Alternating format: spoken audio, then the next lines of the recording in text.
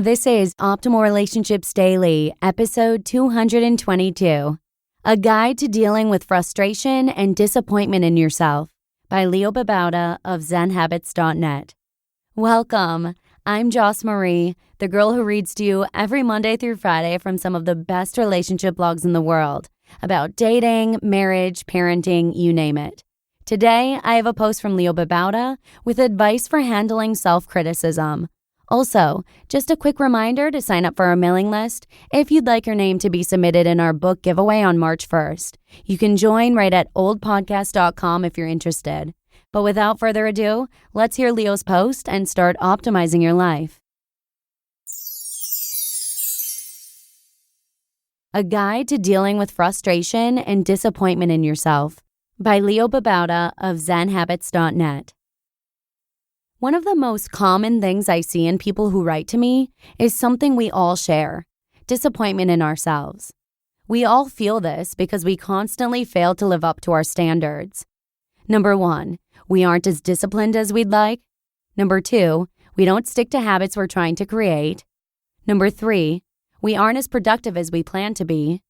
Number 4, we leave small personal tasks and large work tasks undone. Number 5, we fail in exercising as much as we'd like and eating as healthily as we want. And number 6, we fail in being the best parent, partner, and friend as we think we should be. We should, but we don't. And that is frustrating and disappointing.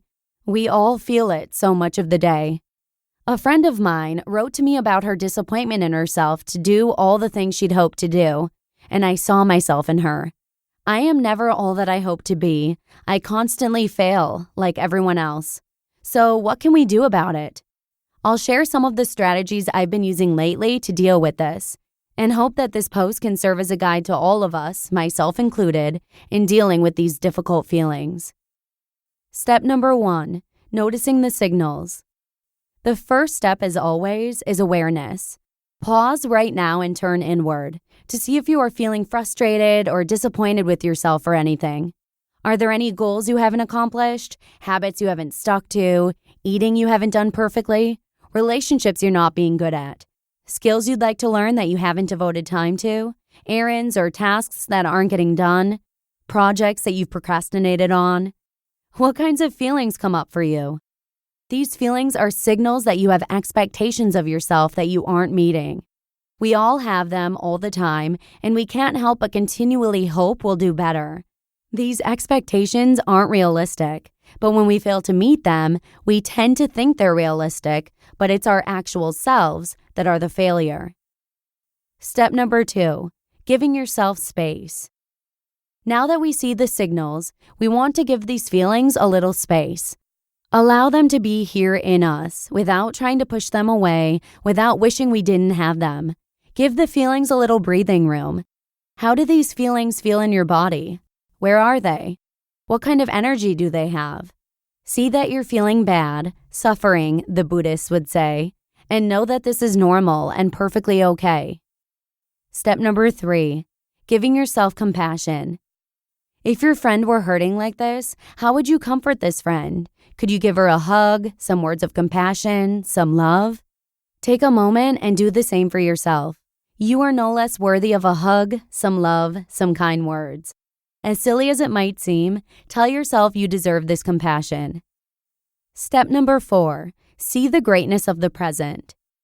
Now that we've comforted ourselves a bit, let's change the story we're telling ourselves. The story so far has been, you aren't good at X, whatever X is, and so we feel bad about not being good at X. Let's turn from the self we haven't been to the self we have been. This self might have failed at X, but it has also succeeded in lots of other ways. This self has tried. It has gotten a lot done. It's not perfect, but it has good intentions. This self has been the best it can be, even if that means imperfection.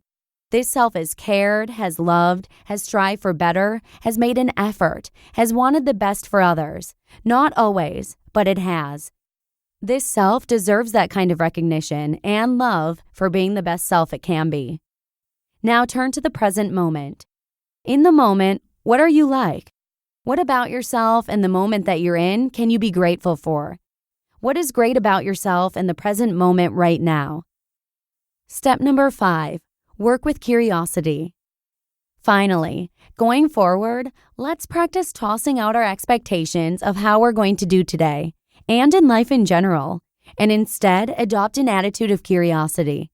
We don't know how we're going to do at work or in our relationships or with our personal habits. We can't know. So let's find out. What will today be like? How will it go? Be curious in an attitude of not knowingness. It's fun to find out things. Yes, expectations will come up for us and we will fail to live up to them and we will feel frustration and disappointment again. This will happen, and this too will be a bit disappointing because we want to be perfect at being curious and present. We'll have to repeat the process when we notice this happening. That's okay. That's how it works. Constantly renewing, never done. But as we get better at this, I promise we'll learn to see things with a new curiosity, with a gratitude for every moment that we meet, and with a more loving and kind view of constantly failing but constantly striving selves. These selves are wonderful, and that realization is worth the ever-constant journey.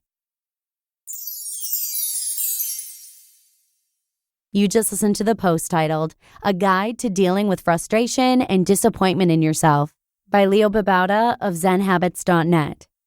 Okay, I know it's super cliche to say I'm my own worst critic, but I think most of us are that way. And given that I'm a perfectionist, I find myself overthinking a lot of things I do or say and criticizing myself all too often. So thank you to Leo for sharing these tips with us today. Hopefully they'll help us be a little less harsh towards ourselves. And that's all I've got for you today. Thank you so much for listening, and I hope you have a wonderful rest of the day. Tomorrow, I'll actually be narrating a post about LeBron James, so don't forget to come on back, where your optimal life awaits.